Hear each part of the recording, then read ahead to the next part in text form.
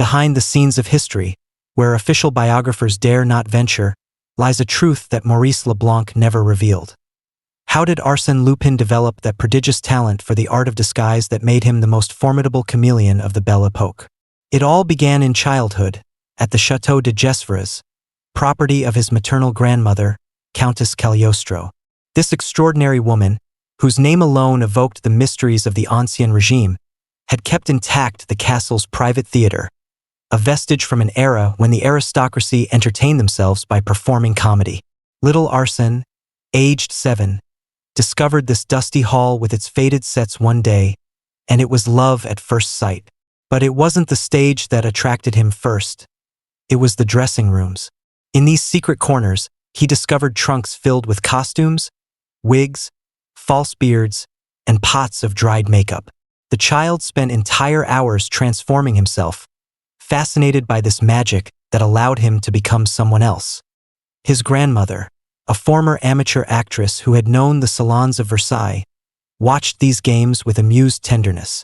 "My grandson," she would say laughing, "you have the soul of an actor, but the gaze of a conspirator. It's a dangerous combination." She spoke more truly than she knew. For very quickly, Arsène understood that disguise wasn't merely a game. It was power. At 10 years old, he was already slipping disguised as a servant into the castle's evening parties to listen to adult conversations. At 12, dressed as a little girl, he escaped his tutor's punishments by blending in among the maidservants. Disguise became for him an art of living, even a philosophy.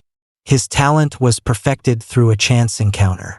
In 1885, when Arsène was 15, the family received a singular guest, Monsieur Anatole, former stage manager of the Paris Opera, who had come to retire in the region.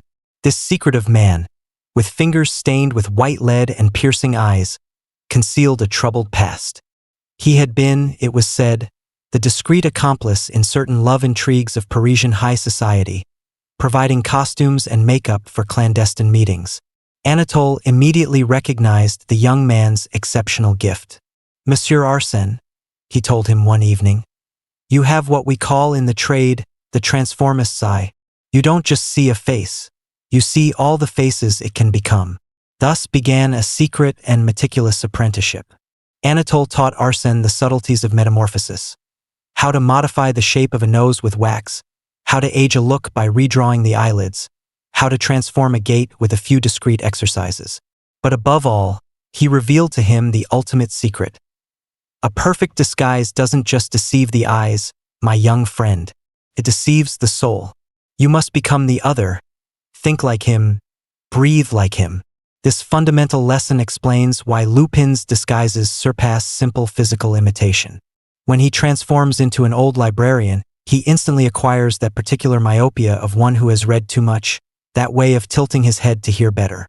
When he becomes a worker, his hands mysteriously harden and his voice takes on that suburban accent that no theater school could teach. But why this passion for transformation? The answer lies in Arsène Lupin's complex psychology.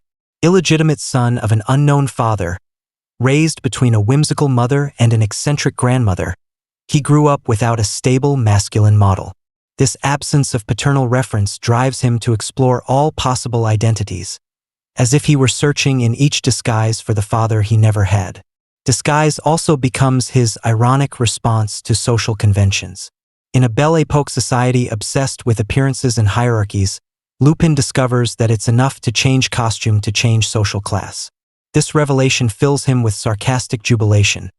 If identity is merely a matter of white collar or worker's smock, then all of society is nothing but a vast theater of illusions. His perfectionism in the art of disguise is also explained by his aesthete's temperament. Lupin never settles for approximation. Each transformation must be a perfect work of art. He spends hours studying his future characters, frequents their natural environments incognito, analyzes their tics and mannerisms. To embody a banker, he takes finance courses. To become a chauffeur, he learns automobile mechanics. This method explains why his disguises resist the most attentive examinations. Lupin's irony is particularly transparent in his choice of borrowed identities. He takes malicious pleasure in disguising himself as representatives of the order he defies. Policemen, magistrates, bankers. As if he wanted to demonstrate that the boundary between thief and honest man is only a matter of perspective and clothing. His virtuosity reaches its peak in his duels with Sherlock Holmes. Faced with the English detective master of observation, Lupin pushes the art of disguise to its extreme limits. He no longer contents himself with changing appearance. He modifies his build, his apparent height, his gait, until he becomes unrecognizable to the most trained eye. These just constitute for him artistic challenges as much as criminal ones. But the most troubling aspect of this mastery of disguise is that it reveals a profound truth about Arsène Lupin's very nature. Who is he really, this man capable of becoming anyone? This question haunts those close to him and sometimes Lupin himself. For by dint of slipping into other skins, doesn't one risk losing one's own? His moments of doubt generally occur at dawn, when he removes his disguises in the solitude of his secret refuges. Facing his mirror, without makeup, he sometimes searches for his true face behind all those he has worn. These moments of melancholy perhaps explain why he always ends up revealing his true identity to those he loves. As if he needed to be finally recognized for what he really is. The art of disguise in Arsène Lupin thus surpasses simple criminal technique. It's a philosophy of existence, a poetic and ironic way of navigating a society frozen by its codes. It's also, paradoxically, a quest for authenticity. By exploring all possible identities, Lupin perhaps seeks to discover his true nature. And it's undoubtedly there that all his charm resides. In this capacity to be all men while remaining himself, unique and elusive, eternally faithful to his nature as a gentleman burglar enamored of freedom and beauty. Thus, behind each of Lupin's disguises hides not only a master of illusion, but a facetious philosopher who reminds us that identity is perhaps, deep down, only a matter of perspective and costume.